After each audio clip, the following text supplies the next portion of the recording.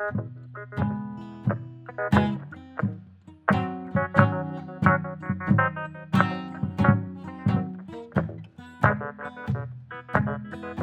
hey, hey! Bienvenue au podcast de la semaine! Qu'est-ce que tu regardes? Épisode 202. 202, j'adore ce nombre. Oui. Ben, une belle semaine Gros cette épisode semaine. cette semaine. Oui, moi j'ai un chef-d'œuvre incontesté que j'ai découvert, j'ai hâte d'en parler. Parfait.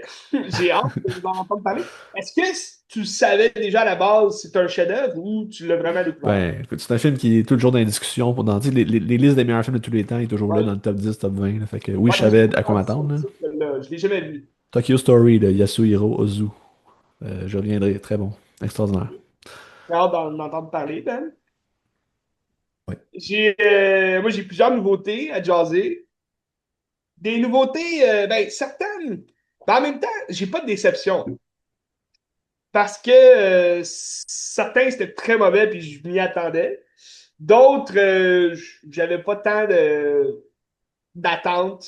Donc, j'ai pas été déçu, mais ça reste, c'est décevant un peu sur le site. Puis, je vais t'en jaser de tout ça. Avant tout, quelques scoops. Tu veux-tu commencer avec ton gros Ben, scoop je de la peux comment. Ben, gros scoop. C'est une belle nouvelle pour le Québec. Dans le fond, Éric Kaboulian, ben, moi, c'est un idole, je l'adore, Éric. Puis, c'est un scénariste à la base qui a fait Prank, il a fait ben, Menteur, justement, qui est sorti. Il est co-scénariste semaine? dessus. Il a fait Menteur, il a fait Les Barbares d'Amalbé, Avant qu'on explose, whatever. Il s'était tourné vers la réalisation avec son court-métrage Faire un enfant, qui est fucking génial. Puis, c'est disponible en ligne si vous ne l'avez pas vu encore, là, sur TV5, je pense. Ouais, t'avais ça. Il faut voir ça. Puis là, il tournait son premier long métrage, qu'il est soit terminé de la post-prod, ou il est en post-prod en ce moment où c'est terminé, puis il a été sélectionné pour le festival de Locarno au mois d'août, septembre. Puis c'est ça. Puis un premier teaser est sorti cette semaine, ça a l'air bien bon, ça a l'air Ça a l'air drôle. du Eric, ça a l'air drôle, ça a l'air du Eric, Ouais. ça va être drôle, ça va être intelligent puis humain. Ben hâte de voir ça. Je pense que c'est comme deux personnes qui essaient de reconnecter, comme un vieux couple qui essaie de reconnecter. Fait Après que, les enfants, je sais pas s'il y a des enfants, mais en tout cas, c'est pas, peut-être. hein? On Peut-être. dirait. Bref, folichonnerie. C'est ça. Ça a l'air super bon. J'ai hâte. Ça sort au Québec, je pense, en septembre, mais il n'y a pas de date encore. Ouais. C'est quand même toujours le fun d'un film qui a fait un festival, tu sais. Ouais. Puis tu sais, justement, faire un enfant, c'était comme, vu que c'était son premier court-métrage de réalisation, il a été présenté à Locarno aussi. Il a gagné un prix à Locarno comme meilleur Hmm. court ou meilleur premier film, j'en rappelle plus. Puis c'est comme le retour à Locarno, le retour à la source. Puis c'est comme la meilleure place pour lui pour comme partir sa carrière de réalisateur. Là, tu sais, c'est le Ben fun. oui, Ouais. Alors, que c'est ça. si on regarde ça de près, Oui. en septembre, on va voir ce film-là. Ou bien au festival. Puis tu sais, c'est un petit film aussi, de genre, ben, un micro-budget qui disait, je sais pas c'est combien, mais micro-budget, c'est pas beaucoup, là. Fait que, Quand même l'air d'avoir des grands noms aussi là, dans le ouais. film, des Catherine grands Chabot, acteurs. c'est lui-même, c'est Eric qui va jouer, je pense, le personnage principal aussi, mais t'as Ouais. Catherine Chabot, d'autres mondes, en tout cas. Vous irez voir ça, c'est bien, bien, bien intéressant. Puis Hmm. le teaser est sorti, allez voir ça. Très intéressant. Après, Ben, j'ai quelques scoops. Cette semaine, on est un peu plus calme là-dessus. J'ai deux films d'animation qui ont été vraiment approuvés, puis, dont un qu'on a déjà une bonne annonce sortie cette semaine, SpongeBob SquarePants. Ah ouais. C'est encore Netflix ou c'est Le rendu ailleurs? quatrième film. Ben, pour vrai, j'ai pas vu le nom de Netflix, là, c'est plus Ok. Paramount, mais à suivre. Je sais que Netflix, tu sais, il avait fait un film sur Sandy l'écureuil. Ouais. Puis une autre affaire, mais tu sais, ça a pas l'air vraiment débile là, comme film. Comme le dernier film, je l'ai vraiment trouvé plate. Il y avait comme aucune histoire, c'était vraiment ridicule. Puis là, c'est comme tu sais, ça a l'air niaiseux, là, mais c'est une histoire avec le Hollandais volant. Puis là, Ok. tu sais, je sais pas quoi en dire, en fait. Même, je sais pas, y a-t-il quelque chose à dire là-dessus?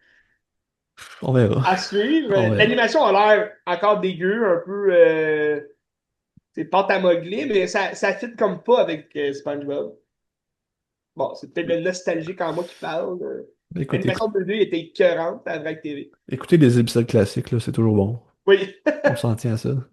Mais sinon, SpongeBob, il sort en décembre. Donc, Ok. 2026 décembre. Mais il est parti d'une sortie en salle ou d'une sortie quelque part, on sait pas. D'après moi, ça va être en salle. Oh, ouais, c'est quand même un gros film. Puis le titre, là, le sous-titre, c'est SpongeBob Movie Search for SquarePants. Ok. Donc là, il perd ses culottes, il cherche. Le 3 c'était Search for Gary, l'escargot. Mais là, c'est ses pantalons. Ça a l'air quand même bizarre, mais tu sais, les kids qui adorent les derniers films de SpongeBob, d'après moi, ils vont trouver leur compte, là. Mais on dirait que c'est de plus en plus débile, tu sais. Tu sais, nous, quand on était jeunes, c'était débile, Bob l'éponge, mais c'était le fun, tu sais, c'était Ouais. drôle. Aujourd'hui, c'est juste débile. Ça va-tu avec la génération Mais Z? est-ce que J.R. Hildebrand est encore là ou c'est d'autres choses? J'ai pas fait de recherche. Ok. Ok. C'est peut-être autre chose complètement. Ok. On a aussi une autre annonce, Ben, incroyable que tu vas adorer. Chris Pratt, qui est arrivé avec une grosse pizza dans sa chambre d'hôtel. Puis sur la pizza, c'était écrit Garfield 2 Ah, wow. allait venir. Donc,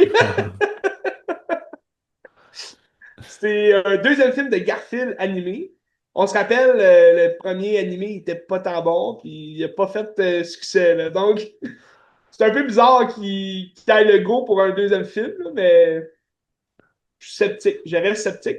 Mais il y a aussi d'autres rumeurs. En parlant de Chris Pratt, il y a d'autres annonces hein, sur Mario Bros. Ben, ça serait Super Mario World, que ça s'appellerait le 2. Ça sortirait Ouais. quand? On sait-tu? J'ai pas vu de date. J'ai Ok. juste vu qu'il y avait une confirmation qu'il allait le faire. Mais là, c'était comme un profil un peu bizarre. J'ai pas vu de confirmation véridique. Ah non, non, mais ça va se faire, c'est sûr. Ça, je le sais, là, Oh, mais ben, je suis ouais, persuadé que ça va se faire, mais ouais. tu sais, j'ai pas vu, mettons, Universal qui a dit, Moins que. tu sais, le Mario 2, il arrive. Mais tu sais, la fin du Mario se finit avec l'éclosion de Yoshi. Ça fait du sens. Super Oui. Mario World, c'est comme la naissance de Yoshi un peu aussi, parce qu'ils sont arrivés ensemble. Fait que, Mais pour vrai, à je suivre. l'attends avec impatience, la suite. Ben, ça va être mauvais comme l'autre, mais ça va être le fun, tu sais. Mais moi, ce que j'ai aimé de l'autre, c'est ils ont quand même été chercher des petits trucs de Ouais, nostalgie. Tu sais. ouais, Le film il était pas bon. Hein. Tu ouais. sais, on se le dit, l'histoire était à chier un peu. Mais j'aimais les petits pics à la nostalgie. Puis Ouais, mais tu sais, le les film, vrais qui ont joué au vrai Mario, puis c'est tu ça. sais, depuis le début, il y avait toutes les références. C'est ça que j'aimais. Le film sert à donner le goût de jouer à Mario, puis ça marche. Fait que il réussit sa mission. Ouais. Tu jouais à Mario Galaxy World quand t'es arrivé chez vous?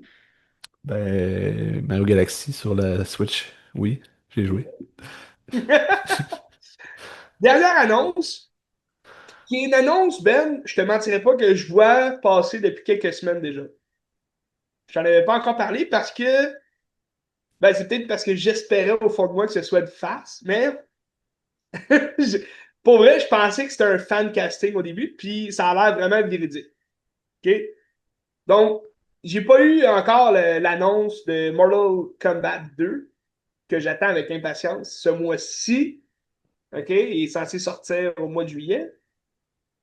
Mais on a annoncé un Street Fighter en live Ah, action. ouais. Puis là, on a sorti des noms, tu sais, Le casting est en train de se faire, puis c'est véridique, là. Ce que je te dis là, c'est véridique. Mais, tu sais, on va commencer par les bonnes nouvelles, là. Celui qui va jouer Ryu, c'est Andrew Koji. Tu connais-tu un peu Andrew Koji? Je pense pas, mais Je le peut-être. connais pas tant en tant qu'acteur. Je sais que c'est un... Il fait déjà des arts martiaux. Fait que, tu sais, il connaît ça. Il jouait... C'est lui qui faisait Storm Shadow dans le dernier Snake Eye, le film de G.I. Joe, là. C'était pas un bon film, mais en Storm Shadow, il était bon parce qu'il connaissait le combat. Puis lui, il fait quand même fureur là, dans la série Warrior. Je pense que c'est une série sur... tu peux l'avoir sur Crave, mais je pense qu'elle joue aussi sur Netflix. Ok. Ou un ou l'autre. Là. Ou bien elle était sur Crave, mais là, elle est rendue sur Netflix. Mais j'ai vu quelques épisodes, puis c'est une très bonne série. J'ai pas fini, là. Mais Andrew Koji en Ryu, ça fit. Tu sais, c'est un japonais, Ryu, c'est un japonais. Là, après, tu t'en vas chercher le personnage de Ken. Tu connais-tu un peu les personnages de Street Fighter? Ben, pas tant. Pas tant, non. Ben, tu connais le look un peu, là. Tu sais, Ouais, Ken, c'est le blond, lui, ouais. avec son saut rouge. Mais là, c'est Noah Centino. Centineo qui joue. Puis il a pas du tout l'allure d'un Ken, là. Fait que je trouve ça bizarre, un peu comme. Mais tu sais, lui, il a fait plus de films, là. Il a joué Dernièrement, il a joué dans Warfare, Ok. mais je pourrais pas dire son personnage, je me rappelle pas. Dream Scenario avec Nick Cage. Puis il a joué dans Black Adam, il faisait Atom dans Black Adam. Ok. Black Adam, on va en jaser. J'ai écouté, récemment. Mais après ça, là, ça commence à se gâter parce que c'est des gros noms qui ont le profil, tu sais, le profil d'un Street Fighter personnage, là, tu sais, musclé et tout, mais c'est pas des acteurs incroyables, tu sais. Mais là, bon, t'as Jason Momoa, qu'on va parler aussi aujourd'hui, malheureusement, qui est en train de transformer sa carrière un peu bizarre. Mais là, lui, il est casté pour jouer Blanca. Blanca, je crois que c'est le personnage vert, là. Tu sais, il est comme vert, il a les cheveux orange, puis il est comme crazy. C'est pas. Ça a l'air spécial comme casting. Jason Momoa qui joue ça, c'est un peu bizarre. Puis après ça, t'as des lutteurs qui ont été castés dans le film. Euh, son nom de lutteur, c'est ouais, Roman Reigns. Ah, cool, ok. Tu le connais? Oui. Lui, il va jouer Akuma. Ça, c'est un personnage que je connais pas tant, mais lui, il a les cheveux rouges, puis en tout cas.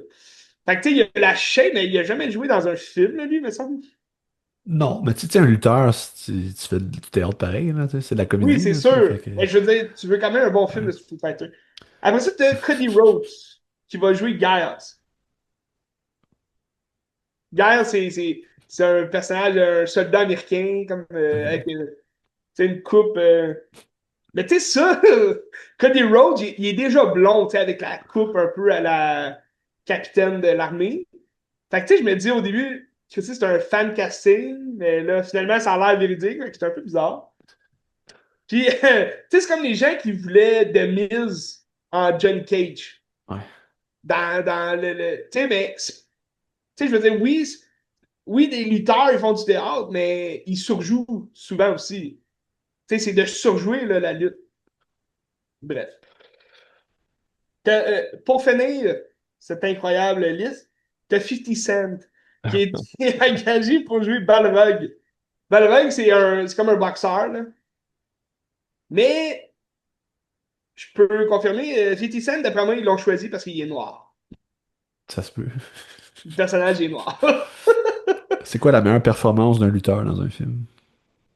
Ben, pour vrai, sans joke, le seul lutteur-acteur que j'aime, puis que j'ai trouvé bon dans des films, c'est The Rock. Pour vrai. Ben, écoute, moi j'ai une autre réponse, là. Oui, mais toi, t'as Dave Bautista dans Blade Runner. Ouais, mettons, mais non, c'était pas ça ma réponse, là. Ok, c'est qui? C'est Roddy Piper dans Des Lives, qui est extraordinaire.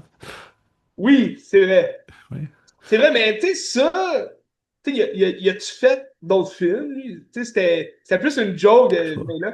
Puis tu sais, oui, Ouais. c'était bon, c'était excellent comme film, mais je veux dire, tu sais, un lutteur qui a fait carrière, là, dans le cinéma, mettons. Ben, Dave Bautista. C'est lui le plus sérieux, hein. Oui, mais qui est Oh. devenu plus sérieux, mais tu sais, plus sérieux à quel point? Moi, je trouve pas que c'est un bon acteur. Tu sais, les rôles qu'il a fait plus sérieux, il parle pas. Il a juste la shape. Ah ouais. Non, mais c'est vrai quand même. Ah ouais, ouais. Tu sais, dans James Bond, tu sais, c'est sérieux, mais dans Spectre, là. Ouais. C'est sérieux, mais il fait rien. Bref, John Cena, Ah, John Cena. Ouais, il est pourri, John Cena. pourri. Ben, tu sais, The Rock, il est pourri aussi, tu sais, en tant qu'acteur, dans le sens qu'il a tout le temps fait la même maudite affaire, mais, tu sais, il s'est quand même développé avec des années. Tu sais, il a fait certains rôles plus sérieux, plus dramatiques, tu sais, qui fitaient quand même, là. Bref, The Rock. The Rock! Mais le seul casting que je suis quand même content de Street Fighter, c'est David Dasmalchian Ouais. en Monsieur Bison. Il va falloir qu'il prenne du shape un peu, là, mais ça a l'air intéressant. Ça me semble intéressant, ça. Ouais. Bref, c'était mes scoops de la semaine, Ben. En Ouais. espérant avoir une annonce de Mortal Kombat 2 la semaine prochaine. Là, d'ailleurs, cette semaine commence Fantasia, fait que checkez ça. T'as Eddington qui est en première canadienne Oui. mercredi. Je pense que c'est sold out déjà, fait que c'est à peu près impossible d'avoir des billets. Mais t'as plein de bons films intéressants. Des films québécois aussi de genre qui vont découvrir Mhm. Anakiri de Francis Bordelot. Ça a l'air Ouais. bon. T'as le film Time Hand de Rémi Fréchette qui va rejouer.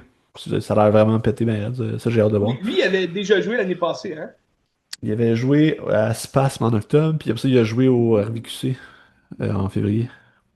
Fait que là, il Oui. joue le 24, je pense. J'ai fait des recherches un matin, là. Le 24 qui sort.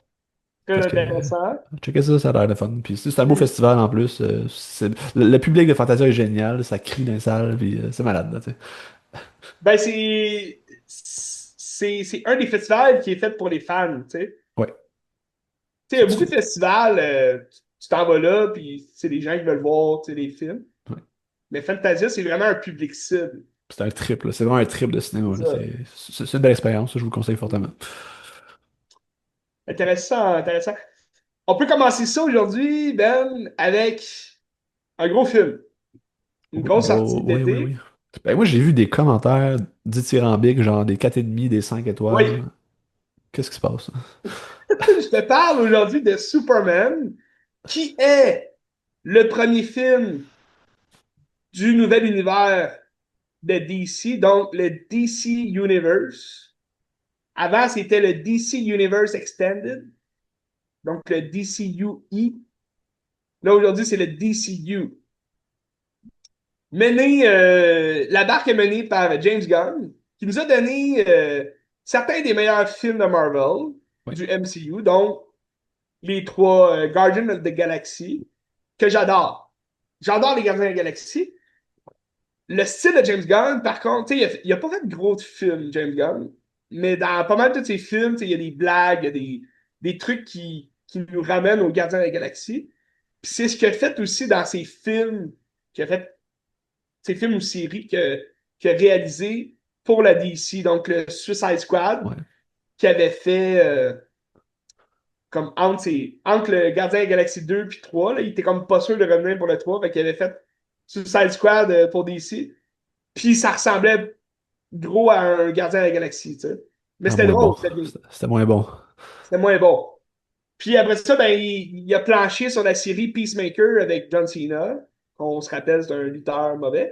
Fait que là, mais dans le rôle de Peacemaker, il est bon. Parce qu'il joue un tata. Fait que, tu sais, Peacemaker, la série était bien, tu sais, mais ça reste que, tu sais, c'est niaiseux, ça revient à faire des jokes à la Gardien de la Galaxie. Puis là, on nous annonce qu'il est rendu le co-CEO de DC, toute, le, toute la patente pour Warner Bros. Fait que là, avec Peter Safran. Peter Safran, c'est un gros producteur là, qui était là déjà avant, mais qui est resté comme le CEO de ça. Mais en co-CEO avec James Gunn. Puis là, mon idée déjà en tête, c'était Christy, il va quand même amener son style dans DC. Un style qui ne fit pas tant dans DC, tu sais. Ouais. Parce qu'on se l'est toujours dit, ben en fait, je te l'ai toujours dit, Ben, toi qui connais moins un peu la game des super-héros, t'as Marvel qui rayonne. T'as Marvel que c'est une histoire de famille, c'est une histoire de.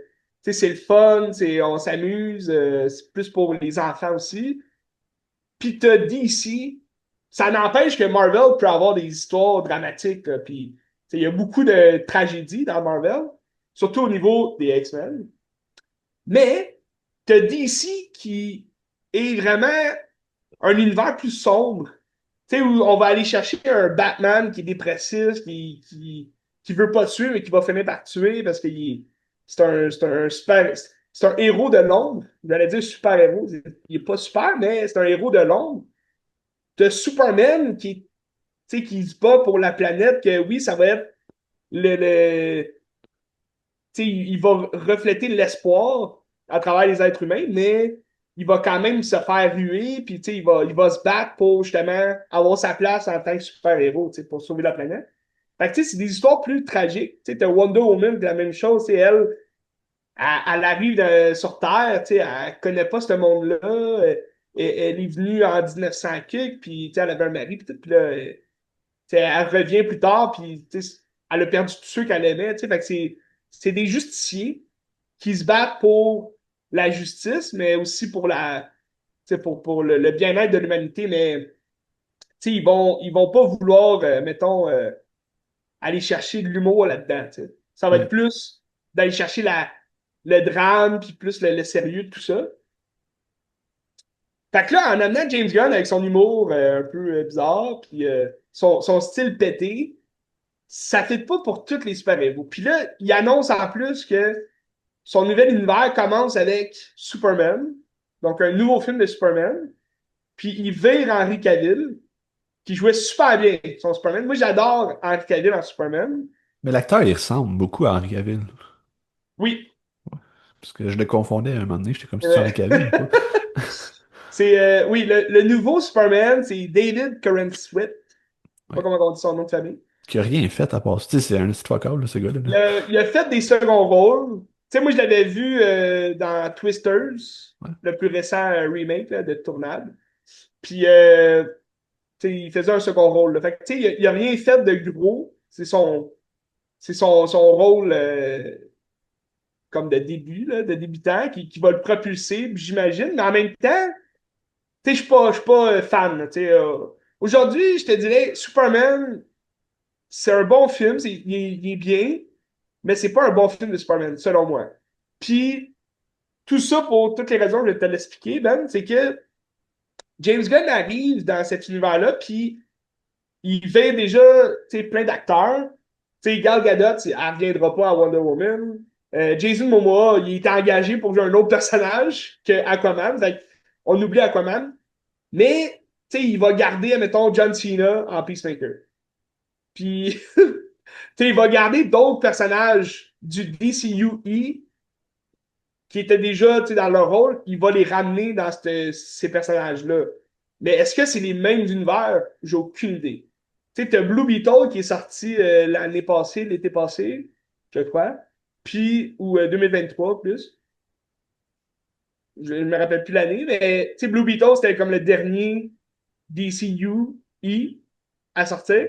Puis James Gunn disait ah, on va garder le personnage dans notre univers, mais on ne le reverra pas de sitôt. Le Blue Beetle, c'est pas un gros personnage. Là. Il y a beaucoup de projets de films que je vais te jaser tout à l'heure, mais Blue Beetle, il fait pas partie de ces projets-là. Là. Fait que même si dans cet univers-là, selon lui, de premier, ça va prendre longtemps avant qu'on le revoie. Donc là, mais la pire décision pour moi, c'était de virer Cavill. Parce que Henry Cavill, qui a joué dans les deux premiers films de Superman de Zack Snyder, son univers à lui. Le DCUE, c'était l'univers de Zack Snyder qu'il a débuté avec Man of Steel. Puis Man of Steel, c'est une réimagination de Superman. C'est un remake. On le voit du début de son origine jusqu'à ce qu'il trouve son costume, puis là, il fasse le bien, puis il commence à faire ça. Fait que, moi, je trouvais ça très original comme film. Puis, je l'aime pas. J'aime pas le film en tant que tel. Je trouve qu'il y a beaucoup de défauts. Puis l'univers de Zack Snyder avait beaucoup de défauts, là. Mais moi, j'aime les acteurs qu'il avait choisis pour les rôles. Surtout Ben Affleck en Batman, je l'aimais beaucoup, tu sais. Le ton plus dark, surtout, là. Pas le Batman qu'on a vu dans le Flash, là. C'était vraiment ridicule. Mais tu sais, le Superman Henry Cavill, il a travaillé pour, là, tu sais, il s'est mis en shape. Le gars, il était un cure-dent avant. Tu le vois dans ses premiers films, Henry Cavill faisait des petits films de merde, puis tu le vois, c'est un cure-dent, il est tout maigrichon. Puis là, il arrive à Superman, c'est une beast, là. Il a pas pris de stéroïdes, là, mais tu sais, il a travaillé, puis il était rendu vraiment solide. Fait que, tu sais, il était imposant à Superman, puis je trouve qu'il jouait très bien Superman. Il était sérieux, il était pas dramatique, mais il était réaliste comme Superman. C'est un extraterrestre qui débarque sur Terre. Il a été élevé par des humains, mais en même temps, il sait pas comment réagir. Il veut faire le bien, puis là, il est comme, Christy, mon père m'a toujours dit de pas en faire trop, fait que j'essaie d'en faire un peu. Mais tu sais, j'aimais sa mentalité, j'aimais la petite psychologie autour de ce personnage-là. Puis je trouve que ce que James Gunn voulait faire, ça aurait bien fité de ramener Cavill parce qu'on le connaît déjà dès le départ. Tu sais, même si tu ajoutes ton style, tu sais, il y aurait peut-être eu un clash, mais je pense qu'Henry Cavill, il a pris confiance en lui en tant qu'acteur là, depuis le premier Superman, puis il aurait pu jouer ce que James Gunn voulait qu'il joue, tu sais. Mais peut-être que ça marchait pas entre les deux, là, je sais pas. Mais Mais, penses-tu que s'il avait pas changé d'acteur, c'est comme si ça reste le même univers, donc les films d'avant comptent dans cet univers-là? ben, sûrement qu'on aurait pensé ça. Puis, tu sais, c'était pas obligatoire dans le sens que là, il reprend Peacemaker. Tu sais, Ouais. il reprend John Cena en Peacemaker, ben, dans le fond, ça revient au même. Tu sais, son Suicide Squad, c'est de l'univers de Zack Snyder. Mais là, il va-tu reprendre tout le Suicide Squad, tu sais? Fait que, tu sais, tant qu'à ça, on reprend Superman.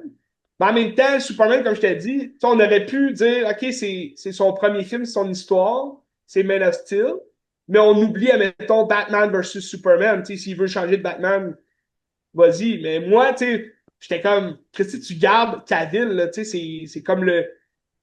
Tu sais, puis ça, j'ai réécouté Black Adam, puis, tu sais, à la fin de Black Adam, t'as comme la grosse scène après générique, où Henry Cavill revient en Superman, puis tout le monde criait dans la salle, tu sais, quand j'ai été voir Black Adam, c'était pas un bon film, Black Adam, on va se le dire, là, mais à la fin, c'était le retour d'Henry Cavill, puis on pensait que le DCU était mort, mais là, quand on a vu Henry Cavill revenir, c'était une grosse affaire, là, tu sais, c'était comme, c'était même pas l'appréhension du combat entre Black Adam et Superman, tu sais, c'était juste, Henry Cavill est revenu en Superman, on est content. Puis 2 semaines après, James Gunn il annonce, oh, on a viré Henry Cavill. C'est vraiment. Tu sais, tout le monde est content, puis il vire Henry Cavill, tout le monde est déçu. Mais bref, je m'éloigne un peu, mais Superman de James Gunn nous l'avait déjà mentionné, ça allait pas être une origin story. Okay? Ça allait pas être une histoire d'origine. On connaît l'histoire de Superman, anyway, tout le monde la connaît. Même ceux qui n'ont pas vu les films, ils connaissent l'histoire du petit bébé qui est envoyé de Krypton à la Terre pour un nouvel espoir et tout. Fait que moi, je trouvais, ça m'emballait dans le sens que, OK, au moins, on n'a pas un autre origin story, mais j'étais quand même inquiet à savoir où c'est que ça va partir cette histoire-là, tu sais. Puis dans le film, tu sais, t'as quand même des écritures au début, tu sais, t'as des explications qui te racontent où on en est dans l'histoire de Superman. Mais c'est que le film débute, puis il est déjà comme dans un combat. Puis là, sur la Terre, t'as comme une grosse guerre qui vient de se faire, puis un conflit, si tu veux, là, international, qui pourrait être vu comme tu sais, la Palestine contre Israël, puis tu sais, le combat en Russie, mettons, entre l'Ukraine et la Russie. Puis tu sais, c'est des faits médiatiques qu'on voit là aujourd'hui, que tu sais, c'est bon dans un film de mettre ça, mais en même temps, tu sais, t'arrives, c'est déjà un conflit international, puis Superman, tu sais, il a comme mis son grain de sel là-dedans, fait que là, il se fait comme détester par le peuple. Puis il se bat déjà contre un méchant, puis tout ça, c'est comme organisé par Lex Luthor. Nicholas Hoult, qui joue Lex Luthor, très bon choix, tu sais, il est super bon dans le rôle. Euh, mais tu sais, je te dirais que comme le tout de ce film-là, il est assez cheap. Puis tu sais, tout ce qu'on a, c'est, on dirait, trois épisodes d'une finale de saison d'une série qui s'appellerait Superman. Tu sais, moi, c'est comme ça que je l'ai vu. Parce que, tu sais, ça commence à se battre. Puis là, t'as comme la trame narrative quand même assez cliché là, d'un film de super-héros, c'est-à-dire que Superman se cherche un peu, là, il va tomber, il va se faire piéger, puis là, il va avoir des amis, ils vont venir l'aider, il va se remonter, puis à la fin, tu sais, il va avoir un combat final. Puis dans le film, tu sais, je me disais comment que James Gunn peut amener son style à lui, tu sais. Parce que dans un Superman, pour moi, ça ne fit pas. Tu sais, le Superman, il n'est pas censé être drôle, il n'est pas censé être clownesque non plus. Puis c'est un drôle de jeu de mots que je viens de faire, Ben, parce que dans le film, il se fait traiter de clown, tu sais, par un autre super-héros. Tu sais, c'est comme, arrête de faire le clown. Ben, tu sais, Superman ne fait jamais le clown. Mais en tout cas, bref. Je trouvais ça un peu bizarre comme mélange là, de James Gunn et Superman, mais je sais que James Gunn, il adore Superman, puis tu sais, il le dit souvent. Est-ce que c'est une belle représentation de Superman? Je pense que oui, quand même, parce qu'on voit des effets justement des films d'animation qu'on a aujourd'hui. Puis il y a des combats qui reflètent. T'sais, quand ils volent, c'est vraiment génial, c'est bien filmé. Les effets sont vraiment sa coche. Mais je pense que, tu sais, James Gunn, il a réussi à mettre son grain de sel, son humour à la Gardien de la Galaxie, surtout grâce aux personnages secondaires. Donc là, pour les personnages secondaires, il nous amène trois autres super-héros, dont un Green Lantern qui s'appelle Guy Gardner, qui est le Green Lantern le plus ridicule, là, le plus fraîchier, puis tu sais, il est drôle, il est comique. Fait que ça avait du sens que James Gunn l'amène dans son univers de Superman. T'as Hawk Girl qui sert à rien dans le film. Elle fait juste se battre, puis elle parle presque pas, là, elle est vraiment nowhere. Puis tu sais, c'est drôle qu'il amène Hawk Girl parce que dans Black Adam, dans l'autre univers de Zack Snyder, on avait vu Hawkman, qui était quand même très très bon, une très belle représentation d'Hawkman. Tu sais, il avait des grosses ailes, puis tu sais, il était rayonnant, puis il se battait, puis il avait un bon rôle dans Black Adam. Tu sais, c'était un film de Black Adam, mais on voyait beaucoup d'autres super-héros qui fitaient plus dans le film que Black Adam. C'était un peu bizarre, là, mais tu sais, t'as Pierce Brosnan qui jouait Dr. Fate. Dr. Fate, qui est comme un genre de Doctor Strange. Mais tu sais, Pierce Brosnan, il jouait à merveille Dr. Fate, là, tu sais, avec sa voix, puis tu sais, son charme aussi, là, il était vraiment exceptionnel. Puis tu sais, pour ça, Black Adam, moi, je l'aime, ce film-là, mais pas pour Black Adam, tu sais. Je l'aime pour les personnages secondaires. Tandis que là, dans un Superman, parce que Black Adam, ça a du sens qu'il y ait des personnages secondaires super-héros, parce que Black Adam, c'est un méchant. Il est censé être méchant, fait c'est normal qu'il y ait d'autres super-héros qui sont là pour l'arrêter, ou tu sais. Tandis que Superman, c'est la star, tu sais. Ouais. Tu veux pas avoir d'autres super-héros dans le film de Superman si c'est pas un Justice League.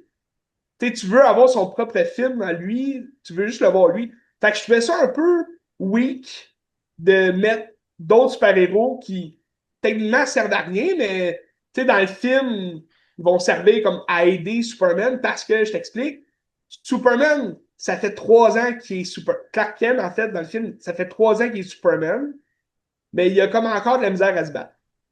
Ok. Tu sais, moi, je trouve que c'est vraiment une mauvaise approche parce que on a affaire, on dirait, à un Superman ado, tu sais, qui sait pas comment gérer ses émotions, il sait pas comment se battre. Tu sais, il est comme, tu sais, il sait se battre, mais je veux dire, il est juste fort. Mais on dirait que, vu qu'on n'a pas eu son histoire d'origine, ça fait en sorte que là, il essaye de nous amener quand même son origine par l'entremise du fait que il a besoin d'aide, il a besoin d'autres super-héros, il a besoin de Lois Lane pour lui remonter le moral, tu sais, il a besoin. Fait que là, je suis comme, tu sais, on a-tu affaire à un vrai Superman ou un Superman, à un Clark Kent qui n'a pas encore confiance en lui puis qui va possiblement avoir confiance plus tard, tu sais. Puis, tu sais, le crescendo dans le film, il est là, tu sais, mais tu sais, moi, je suis comme, tu me vends un Superman, ça fait 3 ans qu'il a sa cape, il est censé être bon, là, tu sais. Puis, tu sais, l'acteur, je veux dire, David Karen Sweet, on dirait qu'il joue justement un ado qui est tout le temps en train de pleurer, chialer. Puis, je suis pas capable de faire telle affaire, telle affaire. Puis, tu sais, il y a des jokes comme de side que t'es comme des jokes d'ado, tu sais. Fait que tant qu'à ça, pourquoi pas faire justement un film sur l'adolescence de Superman? Puis, tu sais, ça aurait eu du sens, là. Ça aurait été le fun, ça aurait été, tu sais, original. Puis, l'acteur, oui, il ressemble à Henry Cavill, mais il ressemble encore plus à Tom Welling. Tom Welling qui jouait l'adolescent Superman dans Smallville. Ouais, ok, ouais. Puis, tu sais, moi, j'aimais ça dans le film parce que t'as Lex Luthor puis Superman qui se parlaient souvent, tu sais, de poche, mais il y a comme pas de backstory à leur histoire. Tu sais, nous, les fans du personnage, je suis pas un grand fan de Superman. Ok? Pour être franc, j'aime pas tant le personnage. Je trouve qu'il est beige. Puis je trouve que ses films sont pas mal tous beige. Là. Le seul film de Superman que j'adore, c'est le premier. Avec Christopher Reeve, c'est le tout premier. 1978, je me rappelle bien. Puis, ou 74.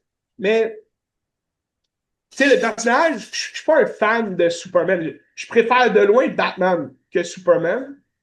Mais je connais bien son histoire, là. Tu sais, je connais, je suis quand même qu'est-ce qui se passe dans son univers. Puis, l'espèce d'amalgame entre l'anti-héros qui est Lex Luthor puis Superman, c'est comme une. C'est c'est comme voyons, comment je dirais, une bataille entre deux frères, là, tu sais, ils sont pas de la même famille, ils se détestent, mais en fait, Superman ne déteste pas Lex Luthor, mais Lex Luthor, tu sais, déteste Superman parce qu'il est jaloux, puis c'est comme le petit frère qui est comme, tu sais, t'as tous les pouvoirs, puis moi, je suis rien, tu sais, je suis juste une grosse tête qui a de l'argent, puis, tu sais, il est intelligent, Lex Luthor, mais c'est un gars jaloux, narcissique, puis, tu sais, excentrique aussi. Puis dans le film, Nicholas Hoult le joue bien, mais j'aurais aimé ça, justement, plus voir Lex Luthor, à la limite, voir un flashback où tout ça a commencé parce que on n'a pas d'explication d'où tout ça a commencé. Puis, tu sais, les fans, ils le savent. Fait que, tu sais, au bout du compte, le 4 étoiles que tu vois, le 4.5, puis, tu sais, les malades mentales qui trouvent que c'est un Christy de bon Les film, malades. pour vrai, c'est juste les fans de Superman qui sont contents de voir un Superman se battre. Puis, c'est des fans de James Gunn surtout. Mais je suis pas mal sûr que le 4 étoiles, il va descendre bientôt. C'est sûr. C'est quoi la moyenne en ce moment? En ce moment, je pense que c'est 4. C'est bon. Mais, Ouais, 4.0. rappelle-toi, tu sais, moi, je suis allé le voir jeudi soir, qui est comme, tu sais, la veille de sa sortie, puis la salle était pas pleine. OK. C'était en soirée. Il l'avait mis dans une grosse salle. Pour un jeudi, tu sais, il s'attendait à du monde, puis elle était pas pleine, la salle. Fait que, tu sais, la cote que tu as en ce moment, c'est vraiment les fans de Superman qui sont allés voir le film. Mais, tu sais, les gens qui vont le voir à la télé ou que, tu sais, je pense que ça aurait été bon qu'ils prennent un peu exemple sur la série Smallville. Parce que le concept de son. Dans le fond, son idée de base de pas amener une origine, OK, parce qu'on la connaît, l'origine de Superman, mais là, tu nous amènes un Superman qui est weak. Tu sais, il est pas moulé vraiment jusqu'à son terme de puissance de super-héros et tout.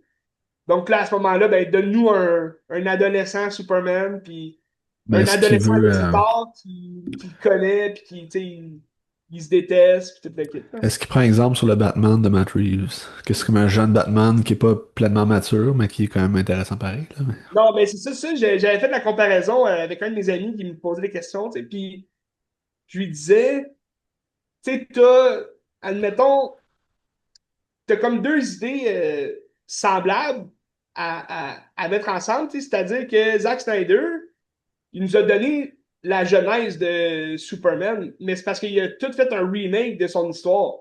Fait que ça fitait, tu sais. Rob Pat, ce qu'il a fait avec le Batman que Matt Reeves lui a donné, c'est de nous inculquer justement une première année de Batman. Ben, en fait, on est rendu comme dans sa deuxième année, puis il n'est pas encore tout à fait un Batman, mais ça, on le découvre à fur et à mesure que le film avance. Puis le film, il a beau durer 3 heures, on se concentre sur Batman. Tu sais. On voit même pas, on voit comme, tu sais, dans une scène ou deux, Bruce Wayne.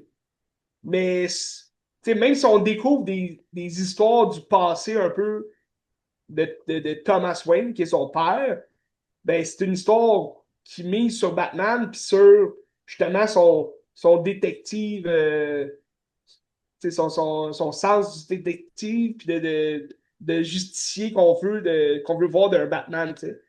On mise aussi tout sur l'histoire. Donc, ça, c'est bon aussi. Là. Tandis qu'ici, avec James Gunn, on mise, puis c'est ce que Zack Snyder a fait aussi avec son Superman, c'est-à-dire qu'on mise sur l'histoire et non sur tous les petits personnages secondaires qui pourraient être cool ou les combats qui pourraient être cool. Tu sais, James Gunn, il mise plus sur le spectacle. Puis ça, tu sais, ça vient d'où? Je sais pas. Marvel. Ah, effectivement, c'est vrai. Ouais. Tu sais, le MCU, là, ce qu'il met, c'est le spectacle.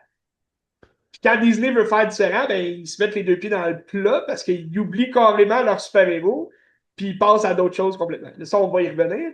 Mais, tu sais, t'as James Gunn qui est là pour faire un Superman, mais l'histoire, on s'en balance un peu parce qu'elle veut rien dire. Puis, tu sais, t'as des scènes d'action vraiment cool, mais tu sais, le style de James Gunn, comme je te disais tantôt, il fit avec les personnages secondaires du genre Mr. Terrific. qui est pas un super-héros que tout le monde connaît, là, même que je me demande beaucoup pourquoi il l'a mis dans ce film-là. Là. Dans le fond, il l'a pris pour faire cette scène-là qu'il a faite avec lui, qui ressemble beaucoup à la scène de Yondu dans le premier Gardien de la Galaxie. Yondu, qui était le personnage bleu avec la flèche, il siffle la flèche. Ben là, Mr. Terrific, lui, il contrôle des espèces de petites sphères, des petites boules. Puis là, il y en a plein. Fait que là, t'as une scène où t'as de la grosse musique. Puis là, il se bat avec plein de gens. Mais tu sais, Mr. Terrific, c'est pas un super-héros qui se combat, là. Tu sais, c'est un nerd, c'est un intellectuel. Il se combat jamais, là, tu sais. Fait que je trouve ça bizarre comme choix. Mais bon, c'est James Gunn. Puis tu sais, c'est une scène le fun, mais en même temps, tu sais, moi, je suis allé le voir avec deux personnes qui connaissent pas du tout.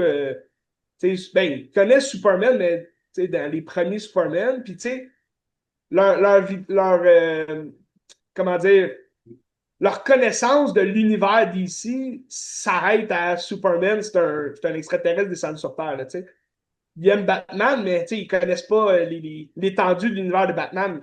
Fait que, tu sais, en voyant ce film-là, qui est fait pour les gros fans de DC Comics, et non des gens qui veulent voir Superman au grand écran, tu sais, on va parler des univers de poche, on va parler, tu sais, il y a plein de personnages que les gens connaissent pas. Fait que si tu les introduis pas en les présentant, c'est bien beau de présenter un Green Lantern, mais si t'as pas vu le film de Green Lantern aussi, tu sais pas c'est qui Green Lantern, mais c'est un peu bizarre de le voir dans ce film-là, puis tu te dis, c'est quoi la bague qu'il a au doigt, c'est quoi son pouvoir à lui, tu sais.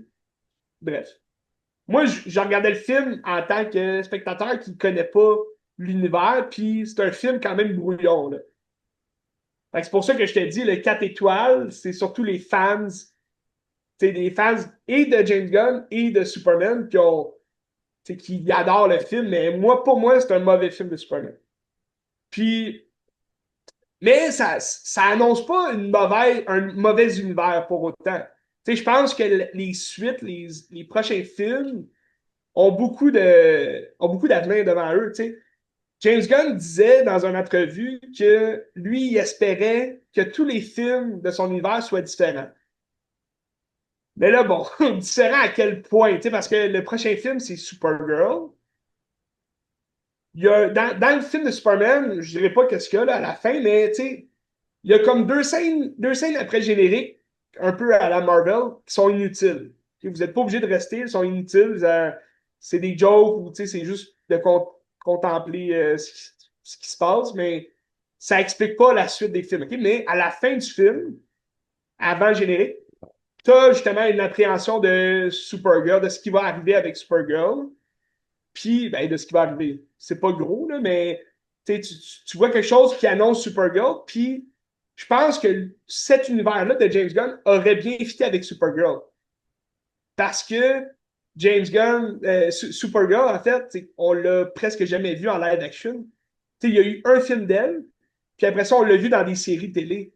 Mais son histoire à elle, il n'est pas connu. Fait que, tu sais, amène-le ton Ouais. style pété, amène tes affaires de merde, puis, tu sais, mêlé avec Supergirl, puis ça va marcher. Parce que le film de Supergirl, c'est un autre réalisateur. C'est pas James Gunn. C'est Craig Gillespie, quelque chose comme ça. Ah oui, c'est lui qui a fait ben, Lars and the Real Girl, c'est ça?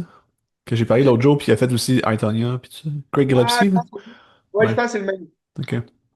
Mais tu sais, Supergirl, ça s'annonce à être un film d'espace, là, tu sais, interdimensionnel, puis avec Lobo aussi, qui est joué par Jason Ouais. Momoa. Il fit dans le rôle. Tout le monde a toujours dit que Jason Momoa serait bon en Lobo. Puis Lobo, c'est un cranky, là, tu sais, c'est un genre d'anti-héros, mais il est malade mental. Puis, tu sais, ça va être bon, le film. Je suis hype pour Supergirl. Mais c'est ça.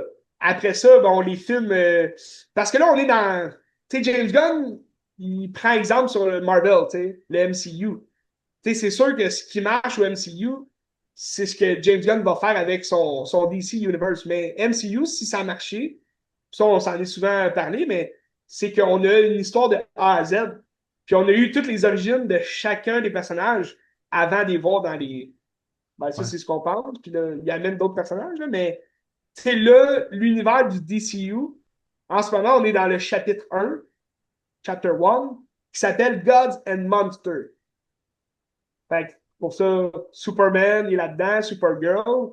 Là, après, tu vas avoir un film de Clayface, Gueule d'argile, que je te parlais au dernier épisode, qui va être un film plus horreur, parce que c'est un personnage, c'est un vilain de Batman. Mais tu sais, son histoire, c'est quand même, c'est très horreur. Puis, il va y avoir du body horror aussi dans le film. Fait que ça va être quand même intéressant de voir ça. Après ça, tu as Swamp Thing, qui va être réalisé. Clayface, c'est James Watkins qui va faire. Il a fait des films d'horreur plus avant ça. Swamp Thing, on n'a rien pour l'instant sur le détail, mais ça va être bon. C'est un film d'horreur, ça aussi. Là. C'est comme un super-héros, mais du marais. Là. Puis ça, c'est fait par James Mangold. Fait que j'attends quand même ce film-là avec impatience. Après, bon, t'as un film de Batman, mais qui n'est pas réellement un film de Batman. Là. Ça va être plus. C'est basé sur l'histoire de Brave and the Bold, qui va être l'histoire de Damian Wayne. Donc là, c'est comme le fils de Batman qu'on ne connaît pas. Mais encore là, tu sais, s'il amène un Batman qu'on ne connaît pas, justement, depuis le début, tu sais, c'est pas Rob Pat, ça va être un autre. Puis là, est-ce qu'on va s'attacher à ce Batman-là ou il va faire en sorte qu'on s'attache juste à Damian Wayne parce que c'est son histoire et on l'a jamais vu? T'sais. Fait que c'est une histoire plus de Robin. Puis, un truc que je ne savais pas, mais que j'ai découvert, il fait un film sur les Teen Titans. Ah ouais. À suivre. J'aime beaucoup les Teen Titans, mais là, est-ce qu'il va intégrer Damian Wayne dans ça après? Parce que c'est pas censé être Damian Wayne qui est le Robin là, de Teen Titans, mais ça se pourrait qu'il l'intègre. Bref, pour l'instant, c'est ça. C'est beaucoup de projets là, pour un seul chapitre. Puis, avec tout ça, bon, en août, on a la deuxième saison de Peacemaker avec John Cena. Je suis pas fan là, de cette série-là, mais c'est James Gunn. C'est son humour, c'est son style pété. À suivre. À suivre. Une chose, j'ai oublié de dire, dans le Superman, la seule chose que j'ai beaucoup aimé, c'est Crypto, le chien. C'est la première fois qu'on voit le live action de Crypto. Puis, c'est pour ça aussi, je te dis, ceux qui connaissent Superman des premiers films, ils vont pas connaître le chien. Là, ils savent pas que Superman, il y a un chien. Mais Crypto, il est le fun dans le film. Tu le vois pas avec tous ses pouvoirs, là, mais il est le fun comme chien. Je pense qu'on va le revoir dans Supergirl. Fait que c'est mon petit cœur pour ce film-là. J'ai beaucoup aimé le chien. Bref, à suivre. À suivre. Ben, tu voulais-tu j'arrête tout de suite avec Aaron Hurt? Ouais, parce que j'ai un petit lien après ça avec Aaron Hart. Parfait. Vas-y. Euh, Maintenant, on passe à Marvel, au MCU, qui, depuis quelques années, est en décrépitude un peu. Les attentes sont plus basses.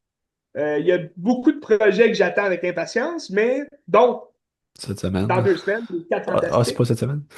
C'est le Non, 25? c'est pas cette semaine. C'est le 25 juillet Ok. que sort les 4 Fantastiques First Step. Fait que ça, je l'attends quand même de pied ferme. J'adore les 4 Fantastiques, tout comme j'adore les X-Men. Et Jack Kirby qui a créé les deux. Et c'est ça, mais pour les séries de Disney+, je suis moins fan. La dernière série de Disney+, c'était Daredevil Born Again. Puis bon, c'était bien, mais en même temps, Disney s'est basé sur ce que Netflix avait créé depuis le début. Là, fait, ils n'ont pas créé ce Daredevil-là. Ils ont refaçonné un peu le personnage, mais ils ont fait une suite. C'est un suivi. Tandis que là, dans leur série Disney+, souvent, c'est la création à Disney, au MCU. Puis c'est pas fameux. Il y a beaucoup de séries que, en général, ils focus sur les super-héroïnes. On a eu Agatha, là, All Along Agatha, là, Ouais. puis c'était pourri, ça. C'est pas une série du MCU, ils veulent juste mettre l'emphase sur une femme qui est vilaine, là. En général, c'est pas une super-héroïne. Puis là, ils s'en vont chercher, tu sais, la communauté LGBTQ. Puis, tu sais, oui, c'est le fun, faut qu'on en parle, mais, tu sais, c'est comme d'intégrer toute cette communauté-là dans une communauté où c'est pas ça l'important. Tu sais, l'important, c'est de parler des super-héros. Fait que, bref. Ceci étant dit, la nouvelle série Disney+, c'est Ironheart. Ironheart, qui est la nouvelle, en guillemets, parce que c'est pas vrai, mais c'est la nouvelle Iron Man de l'univers MCU qu'on a vu pour la première fois dans Wakanda Forever, donc le Black Panther 2. Puis c'était vraiment détestable comme personnage dans Wakanda Forever parce que elle avait un second rôle. C'est Riri Williams, le nom du personnage. Puis dans Wakanda Forever, elle est comme approchée par le Wakanda pour comme une invention qu'elle a fait, puis sa technologie et tout. Elle a comme volé un peu de technologie, puis elle explique qu'elle a comme décrypté la technologie de Tony Stark, puis là, elle a réussi à rentrer là-dedans par elle-même, puis là, elle est comme vue comme une super intelligente personne et tout. Puis là, ben, dans Wakanda Forever, elle construit son suit de Iron Man, de Iron Heart, mais c'est vraiment affreux, tu sais, le CGI était pas beau. Puis moi, j'ai détesté ce film-là. Mais j'étais quand même curieux de savoir où on s'en allait avec ce personnage-là. Parce que c'est pas un secret pour personne. Iron Man, il est mort. Tony Stark n'est plus dans le MCU. Mais dans les comics, Tony Stark, c'est un mentor pour Riri. Tu sais, c'est grâce à lui s'il est capable de devenir Ironheart. Puis là, dans la série, dès le premier épisode, elle manque de respect à mon Tony Stark. La tabarouette, elle commence à dire, vous pensez vraiment que Tony Stark aurait pu devenir Iron Man s'il n'y avait pas tout cet argent-là? Oh, la tabarnache! Elle commence à critiquer mon Brothers à cause de son argent. Fake. Iron Earth, c'est une merde. Puis, là, après ça, on parle plus de Tony Stark. De toute la série, là, on fait juste fixer sur Iron Heart, puis ah, je suis intelligente, je peux y arriver, puis tout. Puis tu sais, là, il intègre toutes sortes de personnages ridicules qu'on s'en fout carrément. C'est même pas des personnages du MCU, là. Mais elle commence à faire partie d'une bande d'un méchant qui va devenir méchant, en fait. Mais c'est un genre de Robin des Bois, mais tu sais, ils font juste voler de l'argent pour eux autres. Puis là, là-dedans, ben, t'as un queer transgenre, t'as deux filles qui se battent, puis là, c'est comme des hommes. En tout cas, on fixe plus sur justement les personnages d'une autre sorte de communauté plutôt que de se concentrer sur l'histoire de Ironheart puis son personnage à elle. Ça, c'est quelque chose qui agace tout le monde, mais que il faut pas trop en parler parce que là, on se fait traiter de raciste.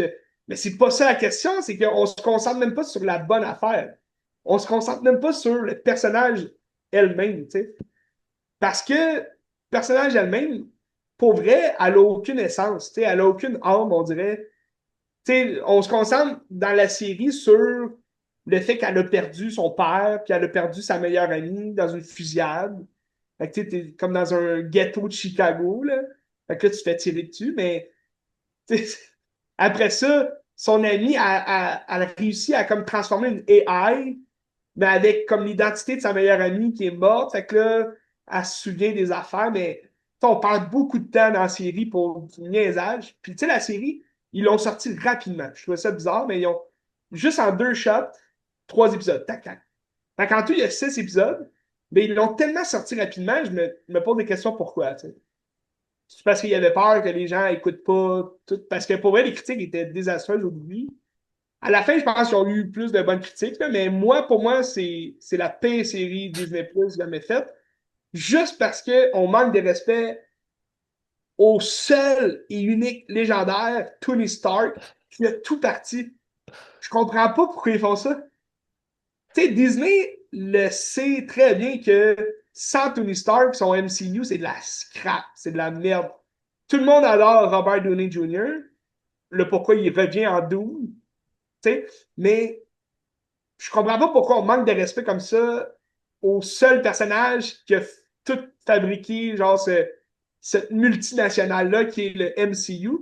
Puis même qu'on aurait dû avoir, pour vrai, il aurait dû avoir comme un glimpse où Robert Downey Jr., tu sais, il revient un peu dans le rôle de Tony Stark, puis tu sais, voir justement cet hommage-là. Tu sais, parce qu'elle, elle fabrique ça, mais elle fabrique juste parce qu'il y a beaucoup de questions au cours de la série que pourquoi tu fais un suit comme ça? Tu sais, pourquoi tu t'acharnes à vouloir faire le parfait suit de Iron Man? Puis là, elle dit juste ben, pour prouver que je suis intelligente puis je suis capable de le faire. Fuck off, tu sais. Fais ça pour rendre hommage aux super-héros, est-ce que c'est quoi cette idée-là? C'est vraiment niaiseux. Moi, en tout cas, zéro puis une barre. En plus, je ne mentionnerai pas le gros vilain qu'on a dans cette série-là, mais dans le dernier épisode, ben, les deux derniers peut-être, on amène un gros vilain de Marvel. Mais pourquoi amener un gros vilain comme ça dans une série aussi banale puis inutile? Surtout que c'est un vilain qu'on verrait dans un Ghost Rider, mettons. Tu sais, c'est un vilain qui fit dans la magie, là, tu sais, dans l'univers plus spirituel, l'univers culte de Marvel. Fait que pourquoi tu l'amènes dans une série de... Il y a quand même un lien, ce méchant-là, dans la bande dessinée, là, avec Riri Williams, mais pourquoi la première fois que tu vois ce vilain-là, c'est dans cette série-là de merde? Bref, à suivre. Vous pouvez voir ça sur Disney+, mais je vous la déconseille. C'est fort dommage. C'est fort dommage. Effectivement, cette série-là est produite par Ryan Coogler, qui nous a Oui. donné Black Panther et Wakanda Forever. Puis ils ont donné aussi Sinners récemment, qui est fort dommage aussi parce que tu sais, beaucoup de gens le mettent dans leur top de l'année à date. C'est sûr que l'année est assez faible, je vais vous dire. Il n'y a pas de grand coup de cœur jusqu'ici. C'est Ouais. sûr que l'année est encore jeune. Mais Sinners, les gens L'année est capotent, jeune, là. mais à date, moi, les gros films que j'attendais sont quand même décevants. Ben, c'est ça. Ben, même, il n'y a pas tant de F1, bons j'ai films. bien aimé, Quoi ça? mais F1, là, j'ai bien Ouais. aimé. Mais tu sais, F1, mettons, tu le mets dans d'autres années, puis il n'est pas top 1, là, tu sais. Ben, tu vois-tu à date mon top 1 de l'année, là, c'est Maurice. On y reviendra. Mais c'est mon top Oui, 1 de l'année. Puis c'était bon, Maurice, là, mais tu sais, c'est pas le Maurice, top 1, c'était là. excellent, oui. Ouais. Puis c'est ça, j'ai regardé Sinners que le C'est monde vrai, c'est un capote. film de cette année. Je Ouais, l'ai il est pas sorti encore au mis mois dans de mon top mars, je 10, mais pense. c'est vrai que Ouais. c'était bon. Checkez ça. Puis ça, Sinners, en fait, le monde capotait. J'étais comme, oh, je suis emballé de le voir parce que je sais pas, ça a l'air grand, ça a l'air comme excessif comme film. Puis seulement ça me Ouais. parle un peu. Puis ce coup-là, j'ai trouvé ça nul, genre nul, insignifiant comme film. Pas que le propos est insignifiant, parce que je trouvais que c'était le fun de parler, mettons, de vampirisation de la culture. Ça aurait pu être super bien fait. Ouais. Mais tu sors une recette de scénario à la Marvel, à la blockbuster, qui pour moi vient juste effacer tout le propos, puis ça devient comme juste un film de vampire classique qu'on se fout raide. Tu sais, ça me rappelle un peu le Night of the Living Dead dans la structure, dans le sens qu'ils sont pris Mhm. quelque part, puis il faut qu'ils essaient de survivre, mais le propos social n'est pas assez là à mon goût pour que ça soit. Ben, beaucoup aussi, ben, tu l'as-tu vu, From Dusk Till Dawn? Non, c'est ça, j'ai pas vu celle-là. C'est ça. Parce que c'est beaucoup From Dusk Till Dawn aussi. Mais est-ce qu'il y a un propos social dans From Dusk Till Dawn ou c'est juste du Robert Rodriguez qu'il Juste de s'amuse, tu Robert sais? Rodriguez. C'est ça.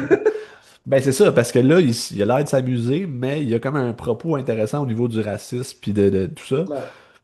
Mais c'est pas Jordan Peele. Tu sais, c'est comme s'il essaie d'être Jordan Peele en essayant d'être un Hollywoodien en même temps. Puis pour moi, ça lève pas, malheureusement. Il y a la Euh, scène de musique qui arrive de c'est le fun. nulle part, là, nowhere, mais Ouais. qui est vraiment superbe. Mais tu sais, je voyais beaucoup de Black Panther là-dedans. Là. Mais ça clash avec le reste, c'est ça. Ouais.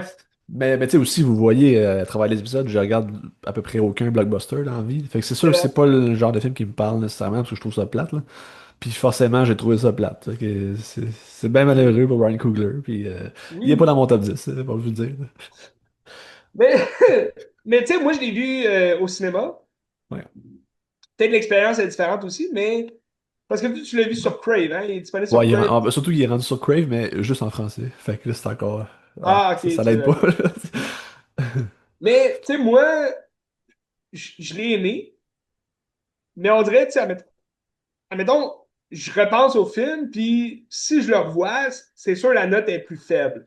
Mais Puis j'y repense, aussi. puis j'ai aimé, mais on dirait, je me suis comme poussé aussi à l'aimer avec tout le fandom autour, Ben, mais il tu y sais, a en ça même temps, aussi. les attentes étaient hautes, puis les attentes n'ont pas été remplies. Est-ce que si les attentes étaient basses, puis j'aurais peut-être mieux apprécié aussi, puis ça aurait été. Tu sais, j'ai mis un 2 étoiles. Est-ce que ça mérite un peu plus que ça, peut-être? Mais je sais pas. 2 étoiles, c'est une merde finie, ce là.